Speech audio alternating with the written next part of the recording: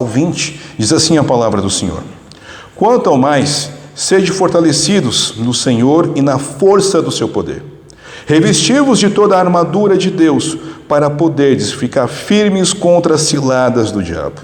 Porque a nossa luta não é contra o sangue e a carne, e sim contra os principados e potestades, contra os dominadores deste mundo tenebroso, contra as forças espirituais do mal nas regiões celestes.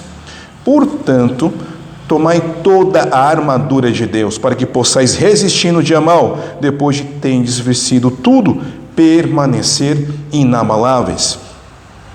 Estai por fim, cingindo-vos com a verdade, vestindo-vos da couraça da justiça.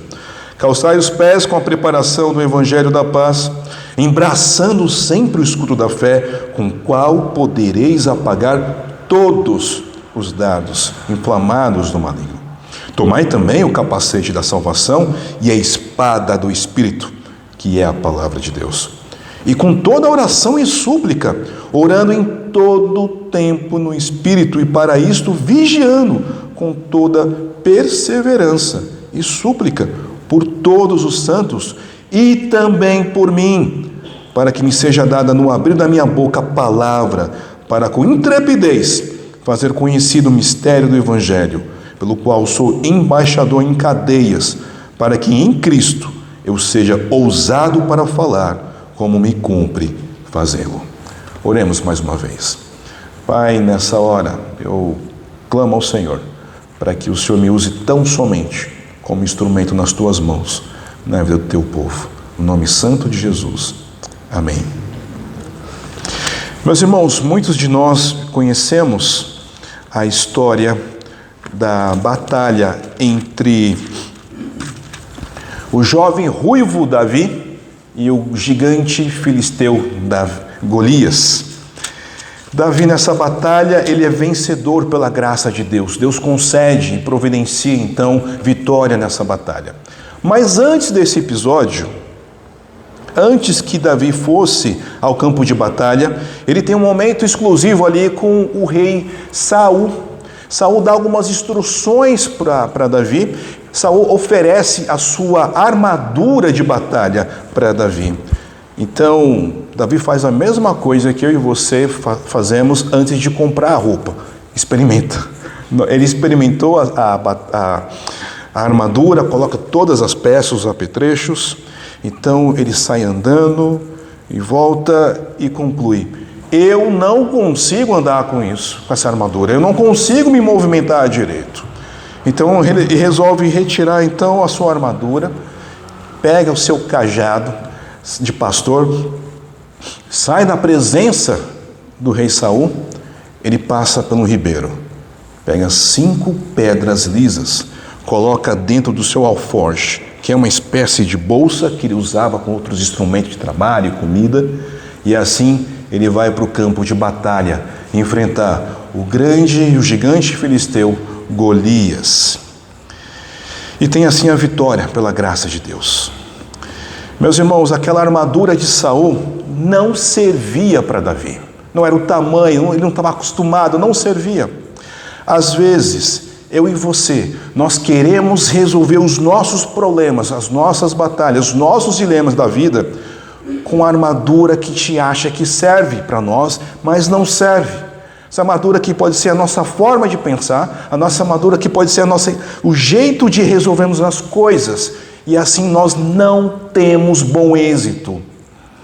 No sermão de hoje, nós vamos aprender a vencer as batalhas da vida cristã do jeito de Deus, com a armadura que Deus nos concede, uma armadura boa, diferente daquela que Saul ofereceu para Davi. Essa armadura serve para a gente.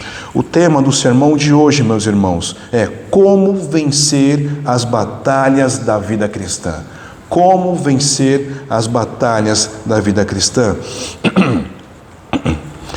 Meus irmãos, a carta de Paulo aos Efésios, aos crentes de Efésios, tem como tema principal apresentar a igreja gloriosa de Cristo. Ela é gloriosa por conta de Cristo. Então, no seu primeiro capítulo, Paulo escreve exaltando Cristo como eterno fundamento, que elegeu os crentes, o povo de Deus, antes da fundação do mundo. No segundo capítulo, então, ele mostra que essa igreja, nós como igreja temos a sabedoria de Deus, porque Deus concede sim sabedoria para o seu povo, nós como igreja. No capítulo 3, então, ele mostra que nós crescemos em Jesus Cristo à medida que passamos por diversas adversidades e que devemos lutar contra o velho homem pela renovação da nossa mente e não nos moldando ao presente século. Assim escreve no capítulo 4 e 5. E por fim, no último capítulo, capítulo 6, que é o capítulo do nosso sermão, ele inicia dando diversas instruções de como viver os deveres do lar, o nosso relacionamento familiar e também social no trabalho. E no versículo 10, ele inclui diversas instruções, diversas orientações de como nós vencermos as batalhas da nossa vida cristã. Então, nós temos 3 principais ensinamentos de como vencer as batalhas da vida cristã. E o primeiro ensinamento, que compreende os versículos 10 ao 12, é: se fortaleça no Senhor. Se fortaleça no Senhor. Meus irmãos, a sua força espiritual não pode depender de nós mesmos. Não pode depender de você, mas sim depender tão somente no Senhor. Ele começa dizendo, Paulo escreve então no versículo 10: quanto mais sede fortalecidos no Senhor e na força do seu poder. Meu irmão, Paulo aqui, ele não utiliza o verbo fortalecer como uma sugestão. Ele está compartilhando algo no seu Instagram, ou algum tipo de conselho, uma orientação simples e básica. Não é isso. Mas Paulo usa esse verbo aqui como uma ordem, um imperativo. Vocês precisam se fortalecer no Senhor. Não é uma opção, mas sim uma ordem. Se fortaleça no Senhor e na força do seu poder. Mas por que isso? Porque nós precisamos nos fortalecermos na força do Senhor. Porque nós estamos em guerra. A igreja do Senhor está em guerra. Meus irmãos, por mais que o mundo possua conflitos, e existem conflitos entre nações, desde a queda do pecado de Adão, abrindo assim as portas do pecado, sabemos que temos um novo conflito entre Israel e Irã, por exemplo. Guerras existem no decorrer da história do mundo. O Brasil, por enquanto, não está envolvido com conflito de guerras nenhum, mas eu preciso dizer para você que a igreja sim está em guerra, e é uma batalha espiritual.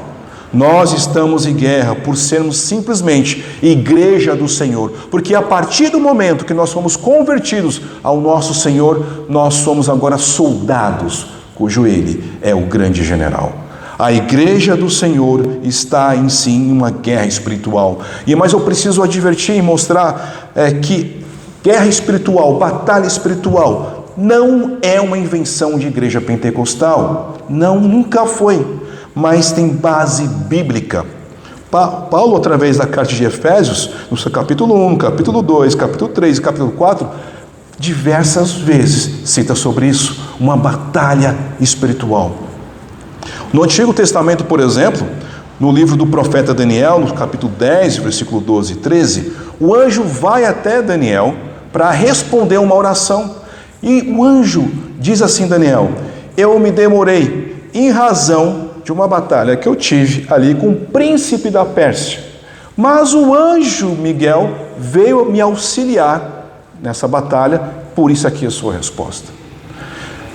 Diferente isso, estranho, porque a Bíblia não dá mais detalhes, mas fala que então o anjo vai dar resposta de oração para Daniel, o profeta Daniel, e vocês podem perguntar para o seminarista Daniel, que está dizendo agora: Daniel, como que é isso? Como são os detalhes disso? Quer dizer que um anjo vai responder minha oração? Como é que esse mundo espiritual? Qual é a dinâmica desse mundo?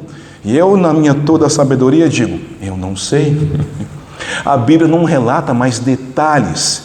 Mas preste atenção numa coisa: o fato de nós não conhecermos de mais detalhes desse mundo espiritual, dessa batalha espiritual, não nos dá direito de ignorar essa realidade. Nós, como igreja, estamos sim em batalha espiritual. O diabo e seus anjos caídos usam ciladas tentações, pensamentos malignos para desviar os santos, o povo do Senhor, dos seus caminhos. E isso é uma guerra. Você acha que consegue vencer essa batalha sozinho? Não, não consegue. Nós não conseguimos sozinhos, meus irmãos. Nós precisamos da força espiritual que vem verticalmente do Senhor e horizontalmente do povo de Deus como igreja. Sozinhos nós não conseguimos vencer as estratégias do inimigo contra o povo do Senhor. Mas nós precisamos lembrar que o Senhor é a nossa força. Se quisermos ser vitoriosos nessa batalha, nós precisamos tão somente depender totalmente do Senhor. É uma batalha constante e difícil. Não há descanso, não há férias, não há folga. Mas nós não podemos nos assustar ou ficarmos preocupados, porque o Senhor é conosco. O Senhor nos capacita em todo o tempo para essa batalha. Paulo escreve em 1 Coríntios capítulo 10, no versículo 13, o seguinte: não vos sobreveio tentação que não fosse humana, mas Deus é fiel e não permitirá que sejais tentados além das vossas forças. Pelo contrário, juntamente com a tentação, vos proverá livramento de sorte que a possais suportar. Nessa batalha não estamos sozinhos. Nós, como igreja do Senhor, não estamos sozinhos. O Senhor nos dá a condição para vencer essa batalha. Meus irmãos, não tente lutar essa luta sozinho, com as suas próprias forças, pois certamente falharás, certamente cairás. Dependa tão somente do Senhor. Experimentemos o poder do Senhor na nossa vida, nessa batalha de santidade, nessa batalha contra o inimigo. A própria palavra de Romanos, capítulo 8, verso 37, nos diz que em Jesus Cristo nós somos mais que vencedores. Nessa batalha, dependendo tão somente do nosso Senhor, nós somos mais que vencedores. Paulo, quando escreve Efésios, a carta de Efésios, ele está dando o seu máximo para que a igreja possa compreender, os crentes de Efésios, mas também os crentes da Bela Vista, compreender a seguinte mensagem: que nós temos um poder à disposição do Senhor em nós para vencermos essa batalha. E nós precisamos depender tão somente dessa força disponível a nós. Mas como então devemos usar essa força, esse poder? Se revista da armadura que Deus te concede. É isso que está escrito no versículo 11.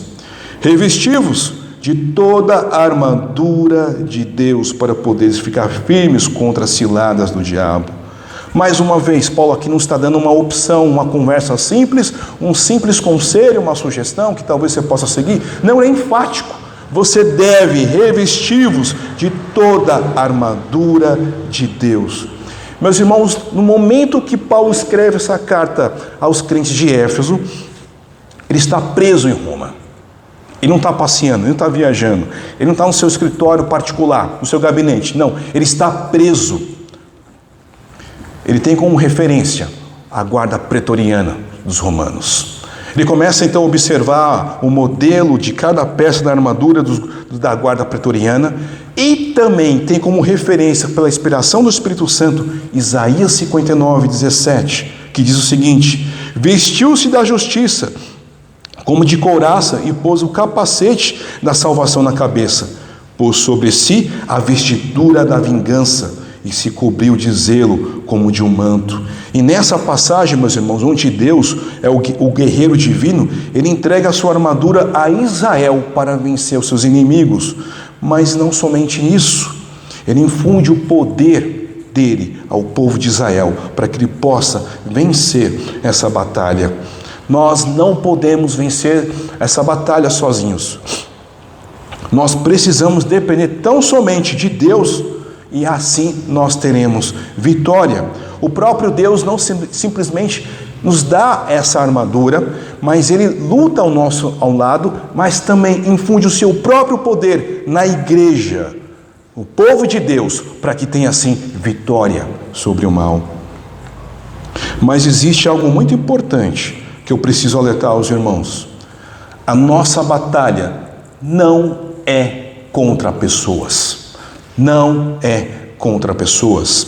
Versículo 12 nos diz: porque a nossa luta não é contra o sangue e a carne, e sim contra os principados e potestades, contra os dominadores deste mundo tenebroso, contra as forças espirituais do mal nas regiões celestes. Meus irmãos, apesar da igreja contemporânea, no nosso tempo atual, hoje, ser perseguida literalmente pelo islamismo em algumas regiões do Oriente Médio e na África, ou militantes que, através das suas ideologias, se posicionam contra todos os princípios e valores da igreja, nós precisamos entender que esses que eu acabei de citar são orquestrados por ordens malignas, pelo diabo e seus anjos. Principados e potestades não se refere a grandes homens de poder e governo, não é isso, mas sim a anjos caídos, ao diabo e seus demônios. Esses sim que influenciam grandes governantes, grandes homens influentes, para promover o pecado e o mal de toda sorte e trazer calamidade a tantas pessoas e ao mundo. É contra esses que nós batalhamos. Os anjos caídos, ao diabo e os seus demônios. Meu professor no seminário, por exemplo, ele, na sua observação, tratando desse tema, ele observa que o Brasil, entre 15 a 20 anos atrás, por exemplo, tratando sobre as religiões umbandistas, podemos observar que eles eram mais discretos nos seus locais. Sabíamos que em cada rua ou algum bairro tinha lá um local de terreiro, eles faziam seus trabalhos e era só isso. Hoje não. Hoje eu percebo que existem lojas bem decoradas, bem iluminadas, propagandas, adesivos com alguns dizeres das suas religiões. Cada vez mais o mal mostra a sua cara. Cada vez mais o mal afronta o poder da igreja. O diabo é o seu general, lidera exércitos opostos ao poder de Deus, simplesmente para destruir a igreja. Essa é a disposição do mal, essa é a disposição do diabo. E o diabo tem as suas armas conhecidas e especializadas. Infelizmente, muitos caem nessas armas, meus irmãos. Tentar pessoas por meio de seduções mundanas, prazeres carnais, luxos materiais para que se esqueçam de Deus e vivam para si mesmos. Em outras palavras, o diabo fala: olha, você trabalha tanto, você acumulou tantas coisas, algumas coisas, usufrua desses bens, fique mais tranquilo, fique mais confortável. Deus não te salvou? Para que guerrear? Para que essa disposição em querer ensinar, em pregar, em querer evangelizar? Fique tranquilo. Fique na poltrona da sua salvação, confortável em casa. Vai de vez em quando para a igreja. Descanse mais. Pense em você. Busque mais trocar o seu carro. Busque mais algumas coisas de conforto. Fique tranquilo. Não se preocupe. Para que guerrear? Meus irmãos, precisamos entender que a nossa luta não é contra pessoas da nossa família, os nossos vizinhos, nossos colegas de trabalho, ou até mesmo o próprio governo. Não é isso. Mas sim contra o império do mal, orquestrado por Satanás. Ele sim age influenciando em pessoas, e é contra o império do mal que nós lutamos. E contra esses, meus irmãos, ore ao Senhor. Ore ao Senhor por aqueles que te perseguem. Ore ao Senhor por aqueles que geram muitos problemas na sua vida. Peça ao Senhor sabedoria e se fortaleça tão somente na sabedoria do Senhor. Você precisa batalhar sob as instruções e a dependência do Senhor, pois só assim nós seremos vitoriosos. O segundo grande ensinamento de como vencer as batalhas da vida cristã, meus irmãos, compreende o versículo 13 ao 17. Se revista da armadura de Deus. Se revista da armadura de Deus. Então, depois de Paulo ter explicado aos crentes, a nós, que nós somos igreja do Senhor, estamos em guerra, em batalha espiritual contra o mal, Ele vai dizer no versículo 13, começando: portanto, já que vocês compreenderam isso, que vocês não estão passando férias, que o Senhor salvou vocês para assim militar, batalhar contra o mal, portanto, tomai toda a armadura de Deus, para que possais resistir no dia mau. Mais uma vez, Paulo não concede para a gente opções, não é uma simples conversa, mas é uma ordem. Se revista, tome toda a armadura de Deus, porque para vencer essa batalha, nós precisamos dessa armadura. Deus disponibilizou, concedeu uma armadura para que possamos lutar de maneira eficaz, pois sozinhos não conseguiremos. A intervenção de Deus é a única esperança que nós temos. Sozinhos não há esperança, seremos totalmente destruídos. Mas é importante lembrar e saber que não estamos sozinhos. Pois contra o mundo maligno de ordens demoníacas que operam com poder nesse mundo hostil, somente com a armadura de Deus nós seremos vitoriosos, meus irmãos. Mas que história é essa de dia mau? Por que Paulo escreve aqui nesse versículo o dia mau? O que significa esse dia mau? O dia mau, meus irmãos, é uma referência às dificuldades que sofremos na nossa época atual. É um dia de duras provas na nossa vida. É como se toda organização maléfica, orquestrada por Satanás, se levantasse contra a igreja, se levantasse contra nós. E é um dia terrível para nós. E só resistiremos pelo poder do Senhor. Ele fala que isso acontece. Já que não sabemos quando esse dia mau vai acontecer, porque não está na nossa agenda, ninguém recebe um aviso antes, nós precisamos ficar preparados, prontos para esse dia mau. Isso e significa estar preparado é saber usar cada peça dessa armadura de forma eficaz e bem. E esse é o próximo ponto que aqui apresenta Paulo. Paulo vai descrever cada item, cada peça dessa armadura. No versículo 4, na primeira parte, ele diz: estais, pois, firmes, cingindo-vos com a verdade. O cinto da verdade. O cinto da verdade. Paulo está imaginando, então, esse guarda pretoriano em guerra, pronto para a batalha, observando que existe um cinto que, bem fivelado, firme, que dá a ele conforto para os seus movimentos de batalha. Esse cinto da verdade, meus irmãos, é a peça fundamental da armadura cristã. Verdade. É a palavra, Paulo está falando sobre a vida cristã justa. É o conhecimento da palavra do Senhor, a verdade evangélica juntamente com as doutrinas estabelecidas da igreja, os ensinamentos da palavra de Deus. Nós precisamos conhecer essa verdade. Nós precisamos conhecer a palavra do Senhor com profundidade, as doutrinas, porque essa verdade nos levará a uma vida de piedade. Uma vida de piedade, uma vida separada, uma vida dedicada ao nosso Senhor. E dessa maneira nós estamos batalhando contra o mal. No próximo item, o versículo 14, ainda no versículo 14, na parte B, ele fala: vestindo-vos da couraça da justiça. Essa couraça da justiça é uma espécie de colete que protege a parte superior do corpo, por toda a parte do corpo, e tem seu significado. Paulo relaciona a justificação pelo sangue de Cristo, apontando para o sacrifício expiatório de Cristo. Em outras palavras, meus irmãos, Deus perdoou os nossos pecados. Em Cristo Jesus nós fomos salvos. E essa salvação produz em nós uma vida de santificação. Separados, santos agora. Uma vida justa. E dessa maneira, vivendo uma vida santa, nós estamos confrontando o mal. Meus irmãos, os seus pecados foram perdoados em Cristo Jesus. Se alegrem nisso. Não há o que temer. Deus te chamou para uma batalha.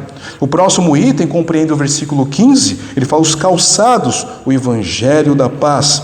Calçai os pés com a preparação do evangelho da paz. Meus irmãos, os calçados dos romanos foi uma grande invenção, porque os calçados de luta dos soldados romanos permitiam que eles marchassem em maior velocidade que os inimigos. E isso dava uma grande vantagem porque eles surpreendiam eles na guerra. E essa referência que Paulo observa como metáfora é a preparação para a batalha e da prontidão. A palavra de Deus nos torna prontos para essa batalha. A palavra de Deus deixa você pronto para combater os poderes cósmicos, uma guerra espiritual que nós estamos envolvidos, pronto para proclamar a boa nova do Senhor. Você é o agente proclamador da boa nova. Deus te separou para isso. E esse item não é um item de defesa da armadura, mas de ataque. Proclamar a boa nova é o item de ataque. A boa nova, a paz de Cristo, tanto paz com Deus como o mundo, uma paz para aqueles seres humanos quebrados que não conhecem a palavra do Senhor. E é através dessa boa nova que eles são restaurados. Satanás traz conflito, mas a palavra do Senhor gera paz e restauração. O próximo item, o versículo 16, é o escudo da fé. Ele fala, embraçando sempre o escudo da fé, com o qual podereis apagar todos os dardos inflamados do maligno. E a referência aqui para Paulo é que esse escudo é um escudo que cobre praticamente o soldado romano. E com esse escudo forte, ele consegue se proteger todo o seu corpo, inclusive flechas com fogo. Ele consegue apagar as trincheiras que tem fogo. E é essa referência para Paulo que diz que nós conseguimos enfrentar as setas ardentes de Satanás nesse mundo perdido. A fé cristã, meus irmãos. Pois nós precisamos ter fé, confiar na palavra do Senhor, entender que a palavra do Senhor que guia o nosso coração, é através desse conhecimento que nós não seremos enganados por falsos mestres, por achismos ou ideologias, se você tiver fé e confiar tão somente na palavra do Senhor. E a fé, meus irmãos, que faz com o nosso coração e mente deixe de confiar em nós mesmos para confiarmos no Deus que promete. Palavra de promessas. Através da fé, nós conseguimos descansar nisso. Meu irmão, você precisa ter fé. Fé em Deus. Fé nas promessas do Senhor. E não fé em si mesmo, nem nas suas capacidades, nas suas próprias forças. Tão somente creia na palavra do Senhor. Tão somente creia nas suas promessas. O próximo item da armadura, o versículo 17, na parte A, é o capacete da salvação. Tomai também o capacete da salvação. Esse item básico que protege a cabeça de ferimentos sérios é importante. Ele refere-se como salvação. E Paulo aqui não refere-se a salvação instantânea do perigo, mas a libertação que já recebemos em Cristo. E a salvação em Cristo nos torna então uma nova humanidade, uma nova criatura em Cristo. Salvos, libertos de perigos, do perigo do inferno e certos agora da reconciliação em Deus, nós andamos mais uma vez em santidade. E veja que a salvação produz santidade e a santidade afronta esse império maligno. A parte B desse versículo, a espada do Espírito, é a própria palavra de Deus. E diferente do escudo, essa espada é uma espada curta. Só que diferente da espada dos inimigos, dos romanos, ela é afiada, ambos os lados. Para o embate de curto espaço, o soldado pretoriano tem grande vantagem. É uma arma especial. E Paulo dá esse significado tanto na proclamação do Evangelho quanto o ensino da palavra. A espada é o ensino da palavra. Quando a palavra de Deus é proclamada e ensinada, as potências malignas são derrotadas. Já parou para pensar isso? Que pregar o Evangelho não é simplesmente para as pessoas virem para a igreja, mas elas são libertadas de um poder maligno. A proclamação do Evangelho, a pregação é um combate sério contra o inimigo. E você é o agente proclamador desse ensino da palavra. Você é o soldado do Senhor. Deus não te chamou para você tirar férias. Deus não te chamou para você ficar tranquilo numa poltrona da salvação. Mas para lutar em guerra. Nós estamos em batalha. O primeiro item que eu expliquei de como então vencer as batalhas da vida cristã, se fortaleça no Senhor, Se revista da armadura de Deus. O segundo e o último ensinamento aqui de como vencer as batalhas da vida cristã é: seja um soldado de Cristo que ora em todo tempo. Ore em todo tempo como um bom soldado. A partir do versículo 18, ele diz: com toda oração e súplica, orando em todo tempo no Espírito, para isto vigiando com toda a perseverança e súplica por todos os santos. Paulo mostra aqui a importância da oração. Assim, com armas das armaduras citadas anteriormente, não pode ser eficazes sem oração. Nós precisamos orar, orando sempre no Espírito. Paulo ordena aos crentes: orem no Espírito, orem sempre. É a oração que vai sustentar a nossa vida em todo o tempo. É o nosso Senhor que vai nos guiar através de oração. A oração não é uma sexta peça dessa armadura, mas é a força capacitadora que governa a eficácia do conjunto inteiro. Depois de apresentar todas as peças, todos os itens dessa armadura, ela só vai funcionar através da oração, que expressa a nossa dependência no Senhor nosso Deus. A armadura é banhada e consagrada pela oração, e dela retira o seu poder. Oração expressa a dependência nossa no Senhor. A oração é fundamental, meus irmãos, na nossa vida cotidiana. A oração é essencial no decorrer de todas as ocasiões. Ore em todo o tempo. Ore quando as coisas estiverem tranquilas na sua vida e você estiver no passeio ou férias. Ore quando as coisas não estiverem tranquilas, quando as coisas estiverem difíceis. Ore sempre, em todo o tempo. Ore pelos seus pais, ore pela sua família, ore pelos seus filhos, ore por aqueles que te perseguem, ore dentro do seu trabalho, ore para que Deus te dê capacidade e visão das coisas. Ore em todo o tempo, peça a sabedoria do Senhor e tão somente dependa do Senhor.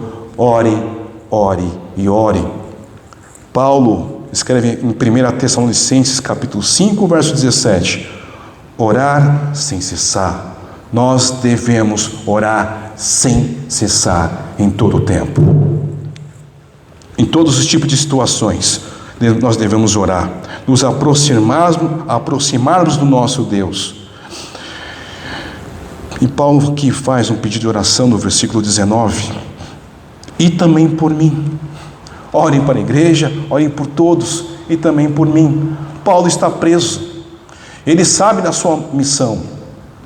Ele se considera e está de fato acorrentados ali, preso, mas ele precisa da oração, ele precisa de coragem, de ousadia, porque ele sabe que ele está ali não é à toa, mas com a missão de proclamar o Evangelho àqueles, os grandes governantes que iriam ali afrontá-lo. Ele quer oração para falar abertamente, claramente, destemidamente sobre os mistérios de Deus. Como então judeus e gentios agora estão unidos? Que história que é essa? Os governantes não compreendem isso, mas Paulo sabe que são convertidos pelo poder do Evangelho. Ele precisa de ousadia. E perceba, o pedido de oração dele não é para que ele fique livre da cadeia, não é isso para que ele fuja, mas que ele tão somente pregue o Evangelho com ousadia. Ele se considera então um embaixador em correntes. Imperadores e grandes governantes teriam vergonha, mas ele se considera tão somente um embaixador em correntes para proclamar o Evangelho do nosso Senhor. Ele precisa de um poder do Senhor, em uma infusão especial do poder do Espírito nele, para que ele consiga proclamar o Evangelho. Como vencer as batalhas da vida cristã, meus irmãos? Aqui eu concluo.